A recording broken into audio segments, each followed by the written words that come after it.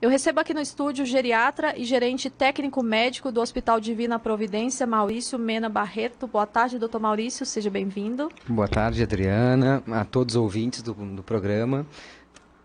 Muito bom, obrigado pela tua presença. A Cida Medina já está mandando uma mensagem para a gente dizendo: ei, tô aqui, menina, boa tarde, Adri, e boa tarde para o nosso convidado. Obrigada, viu, Cida, pela tua participação aqui conosco. Doutor Maurício, conta pra gente, então. Nós temos aí um levantamento bastante interessante que cita que até 2025 nós vamos ter mais idosos que crianças no mundo, né? Isso é um dado, assim, fundamental para a gente até nos preparar para essa realidade, né? Exatamente, Adriana. Existe uma expectativa de um crescimento baseado nos números que a gente vem observando ao longo dos últimos anos, né? E aí existe uma característica da mudança da população. A gente hoje tem um volume de crescimento, né, dessa população lá da região onde começa lá do 0 até os 18 anos, muito diferente da população acima de 60 anos. E ainda tem mais uma particularidade, né? Quem é que cresce mais nesse grupo que nós chamamos de idosos, né, aqui no Brasil, acima de 60 anos, é exatamente quem tem mais de 80. Então, a questão do envelhecimento, ela aconteceu em alguns países, principalmente na Europa, de uma forma muito mais lenta. E aqui no Brasil isso está sendo feito de uma forma de um tsunami. A gente tem um volume muito grande de pessoas que estão entrando nessa faixa etária, né? Muito interessante. E aí também nós trouxemos um outro dado importante, doutor Maurício, é que 25% do nosso envelhecimento só está ligado à genética, ou seja, todo esse restante aí, essa principal parcela de 75% são resultado das nossas escolhas, do que a gente come, do que a gente se exercita, né? Perfeitamente. E aí entra o fator-chave para isso. Para a gente buscar um envelhecimento, se discute muito isso em redes sociais, no consultório, reunião de amigos. O que é o envelhecimento saudável? Porque não adianta só a gente olhar, por exemplo, a nossa expectativa de vida aí no Brasil está em 76 anos, né? Ela aumentou muito, né? Na década passada a gente estava falando aí de pessoas que tinham expectativas com menos de 50 anos. Mas qual é o objetivo nosso, de cada um? É chegar simplesmente aos 76, até porque daqui a pouquinho nós já estamos em 80, 90 e 100 anos. Não é aumentar anos a vida, mas a gente ter qualidade a isso.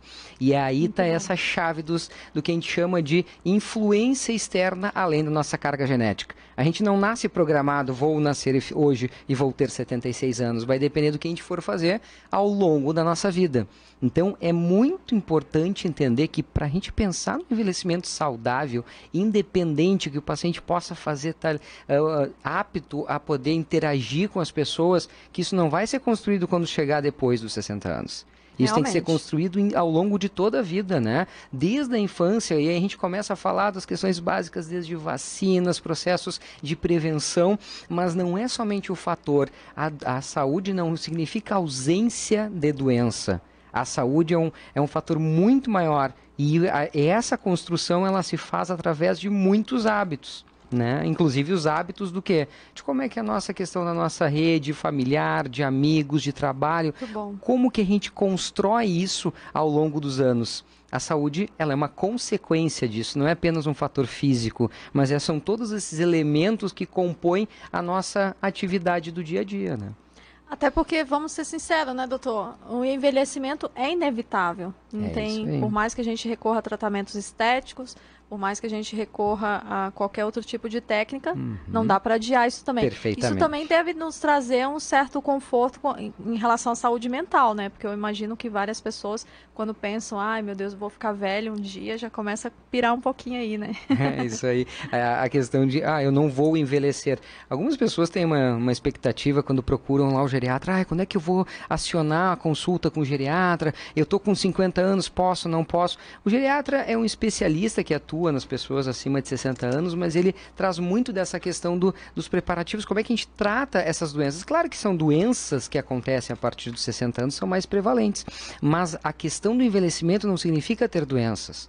Aí a gente, dentro da geriatria, discute muito, né, o que é senescência, que é o termo de envelhecimento saudável, e a gente tem lá a senilidade. O que é senilidade? Aquilo que a gente costumava escutar lá, o meu avô está senil e tudo mais. Isso é doença.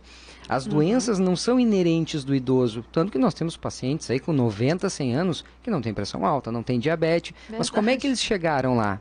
Eles participaram ao longo de toda a sua vida de hábitos saudáveis, muitas vezes não tão saudáveis, alimentares aqui e acolá, mas eles faziam o quê? Tinham hábito de atividade física, seja no trabalho, seja nas questões do dia a dia, né? Então é importante entender que se movimentar, fazer atividade física é um pilar para isso. Somado aos elementos da nossa dieta, isso vai ajudar muito a gente construir um envelhecimento mais saudável. Que bacana isso. Doutor Maurício, a gente pode fazer um tipo de planejamento para o nosso envelhecimento? Eu posso, por exemplo, botar aqui no papel e pensar, né, como no meu caso, minha mãe é diabética, meu pai é hipertenso, até o pessoal estava ali perguntando se estava tudo bem comigo ali no Facebook, porque eu fiz um exame preventivo no cardiologista, né? A gente pode fazer esse planejamento? Não só pode, como deve. E aí entram na história de cada um, o que a gente tem, nossos pais, irmãos têm de doenças, e são elementos, porque a gente chama isso de screening. O que a gente tem? Algumas pessoas, por faixa etárias, são importantes fazer uma investigação mesmo sem sentir nada. O que é o mais comum nesse mês, até importante, a gente trabalha bastante lá no Hospital Divina Providência, a gente tem uma campanha sobre o Outubro Rosa, e várias instituições no mundo inteiro trabalham com isso, porque muitas vezes o câncer de mama, que é um exemplo, a mulher não sente isso, que ele está numa fase muito pequenininho ali o nódulo, mas é importante fazer o quê? A investigação. Então a gente tem faixas etárias específicas aonde a gente consegue identificar o câncer a partir de determinadas idades, lá que a gente vai de um momento, por exemplo, de 45 anos até chegar um momento lá de 70 anos. Será que a gente pode investigar nesse período? Sim, o seu médico vai determinar o teu caso, a investigação, conforme o quê? O que o teu pai, a tua mãe tiveram, o que tem na tua história. Então, é importante entender que o planejamento é fundamental. E quem é que vai ser esse treinador que vai ajudar esse time, né? Vai ser essa equipe médica que vai poder te ajudar a fazer o quê? Entender o momento certo de acompanhar e programar. Então, é fundamental o envelhecimento saudável, muito diferente do mal sucedido que a gente chama, é o qual? É que eu espero uma situação ou uma doença acontecer. Eu tenho que ter o quê? É a capacidade de procurar adequadamente uma equipe médica que faça meu acompanhamento para, como no teu caso, preventivamente conseguir construir um envelhecimento saudável. Muito bom. Hoje, inclusive, a gente pode recorrer a técnicas de mapeamento genético, né? Tentar prever alguma coisa, mas como nós citamos, né, doutor, depende muito das nossas escolhas, né? Isso. Não é apenas um exame de laboratório, um exame de imagem que vai definir isso, né? E um exame genético evoluiu muito isso nos últimos anos, mas é a nossa capacidade de somar essas informações, né? Então, isso é chave. Como tu mesmo colocou, o planejamento, a investigação, o segmento disso também é importante, porque não é todo mundo que tem que fazer qualquer exame. O exame é um elemento complementar, a história é chave para isso, né? Então, entender a minha história, o que eu tenho comigo, como é que isso está evoluindo, eu vou construir, sem dúvida nenhuma, um envelhecimento saudável. E com certeza não dá para esperar isso acontecer aos 60 anos, né? A gente tem que fazer isso no dia a dia hoje para chegar bem lá, né? Muito bom. Um dos incômodos que chega com o avanço dos anos, né, com o passar dos anos, e o que eu acredito que deve incomodar um pouco aí o pessoal é a questão da perda de audição, né, doutor? Então, como é que a gente pode interagir melhor em família com aquele vô, com aquele tio, com aquele pai que já começa a dar os primeiros sinais de perda de audição e que muitas vezes não aceita ainda, né? Não, é porque vocês falaram baixo, é porque eu não prestei atenção, né? Exato. Como é que é lidar com isso em família? O importante da audição, e na avaliação geriátrica a gente tem esse elemento como chave no processo do cuidado, não somente a audição, são vários elementos que a gente chama de autonomia, que vão nos ajudar a compor qual é o papel dessa pessoa. Porque ela pode ter 40 anos com perda auditiva, mas pode ter os 70, 80. Claro que o envelhecimento, existe um processo, uma tendência de perda auditiva ao longo da exposição que a gente teve, não só o fator genético que a gente falou. E aí é chave, por que a importância de a gente fazer uma mudança nessa pessoa, ela ter a possibilidade de escutar melhor. Porque se a pessoa não está escutando melhor, se ela não está enxergando bem, qual é a tendência dela ter um isolamento social? E esse é um dos pilares chaves para a qualidade de vida. Não é somente a questão de como é que está meu exame de glicose, não é só como é que está minha pressão, mas é o quê? Como é que a gente está se relacionando, né? No mundo de hoje, com redes sociais, com todos esses processos, a questão do relacionamento ela é chave. Então, se a gente não entender que esse idoso, que muitas vezes é um idoso saudável em várias das suas dimensões físicas, mas se ele não está escutando direito, há uma tendência, inclusive é mais prevalente, por exemplo, a doença de depressão. porque por Verdade. esse isolamento. Então, o que que é importante? A gente sim procurar ajuda, né? A gente conseguir ter a possibilidade do otorrino avaliar esse paciente e trazer o que para ele? Mostrar para ele que se ele escutar, e isso a gente consegue fazer esses testes, onde ele vai ter uma avaliação de audiometria, todo segmento, ele tem uma possibilidade de voltar ainda fazer não só coisas que ele deixou e abandonou, mas ele consegue ter a sua qualidade de vida mantida pelo relacionamento com seus amigos, seus familiares, né? Muito legal, muito interessante isso. Bom, pessoal, implantes em até 48 horas e sem dor, na Oral Unique você realiza esse sonho. Eu acho que uma outra questão também, doutor Maurício, da gente lidar nesse contexto todo é com as mudanças no metabolismo, né? É muito difícil dizer, vó, não pode comer mais tanta chimia, né? Ah, mas eu comi isso a minha vida inteira, filha. Não, mas agora a senhora é diabética, é diferente. Mudar esses hábitos dentro de casa, eu acho que tem que ser um exercício em conjunto aí, né? Exato. Mudar hábitos não é uma coisa fácil para ninguém, né? Então, assim, é importante a gente explicar o porquê disso. O paciente, todo paciente, se ele não souber o porquê que ele está fazendo aquilo, ele não vai ter aderência, né? Ele não vai conseguir persistir por muito tempo fazendo aquilo. E a questão lá da chimia, né, do salame, do alimento, não é uma questão que ele vai estar proibido, mas a questão de como é que a gente substitui aquilo por elementos tão saudáveis quanto que tenham, que sejam saborosos. E esse processo de construção é o trabalho multidisciplinar.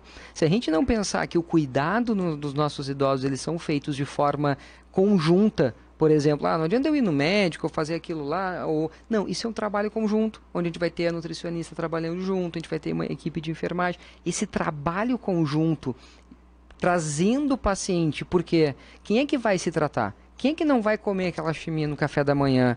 Verdade. Se ele não entender, e aí a importância desse processo. Trazer o paciente para o foco do cuidado. Esse paciente ele tem que entender a importância daquela mudança, porque aquela mudança vai permitir talvez ele não ter aquela dieta daquela forma como ele tinha no passado, porque o metabolismo mudou muito e ele tem ali alterações hormonais, tem vários fatores que ele não precisa todo aquele ganho energético. Mas ele vai trocar aquilo por um espaço que ele vai poder fazer as atividades, ele vai poder passear, ele vai conseguir fazer várias outras coisas além daquilo. Muito bom. Dentro da área da geriatria, doutor Maurício, como é que o senhor avalia essa nova realidade da medicina? Porque antes a gente chegava até os 45, 50, 60, hoje estamos indo a 80, 90, 100 anos, né? A medicina também se readequou aí nesse sentido, né? Para receber esses novos pacientes aí. É isso aí. A medicina, ela é uma ciência que ela está em mudança contínua, né?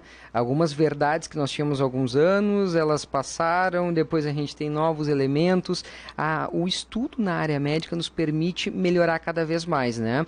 Hoje a expectativa de vida ela está crescendo muito exatamente por esse avanço, né? A gente não pode parar. Claro que a gente tem questões básicas, né? Sanitárias, de cuidados, e isso vai chegando até as questões de inovação na área médica.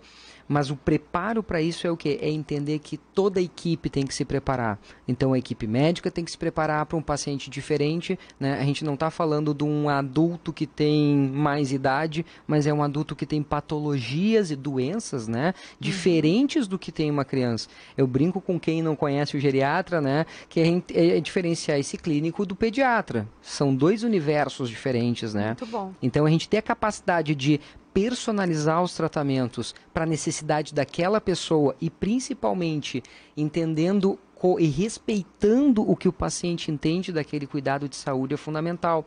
Entender o que ele gosta, como é que a gente pode adaptar os cuidados. Talvez para aquele idoso é muito importante determinada coisa. Nós vamos trabalhar em foco daquilo, né? Respeitar a espiritualidade daquele paciente, respeitar os hábitos de vida. Ao longo da vida ele fez um trabalho, um determinado tipo de trabalho. Eu não vou proibir ele de fazer aquilo por causa de uma hérnia de disco, alguma coisa. Nós vamos trabalhar, vamos reabilitar ele, né?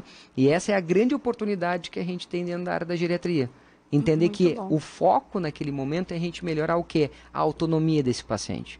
Bem interessante essa questão, porque justamente essa foi uma discussão que nós tivemos ali na nossa reunião de pauta pouco antes do programa, porque justamente o foco no idoso não é mais o alívio da dor, mas sim preparar ele para seguir com a vida, né, doutor? Eu acho que hoje a gente tem cirurgias e procedimentos e tratamentos cada vez mais caminhando para esse lado, né? Adriana, para não deixar ninguém preocupado, é foco sim preocupar com a dor, tá? Não só a dor, mas tipo, só a dor e deu, sabe? Pode ficar ali quietinha, a vovó sentada no dentro sofá. da própria área da geriatria, num grande campo de especialização e formação chamado de cuidado paliativo, onde o foco, a dor é um elemento chave, a gente para de ficar tratando doenças e começa a tratar pacientes. Ótimo. E aí o foco é no quê? No que ele está sentindo, porque ele está num momento muito avançado. A gente tem muitos pacientes, familiares, conhecidos que têm, por exemplo, demência, que é uma doença que está agora entrando como uma epidemia com o aumento da expectativa de vida. Como é que a gente vai lidar com essas pessoas? E esses casos aí a gente tem que focar o que é exatamente nesse sintoma. Como é que a gente melhora a qualidade de vida dele baseado no sintoma? Eu não quero que ele saia correndo, fazendo várias outras coisas que ele já não tem mais autonomia para isso. Mas como é que a gente melhora ele naquele momento, né? E a dor é um elemento. E a dor muitas vezes não é física. A dor é pela perda daquela autonomia que ele tinha, ele fazia determinada coisa. Então, isso é importante entender. Cada um tem uma dor diferente. O calo aperta diferente no pé de cada um, né? É verdade.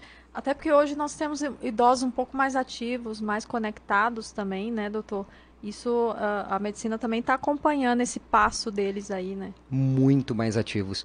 O mercado, não só brasileiro, mas devido a essa mudança epidemiológica que a gente está vivendo aqui, mas no mundo inteiro, uma das populações que, por exemplo, mais viajam no mundo são idosos. Já existem agências especializadas com isso, com cuidados especializados.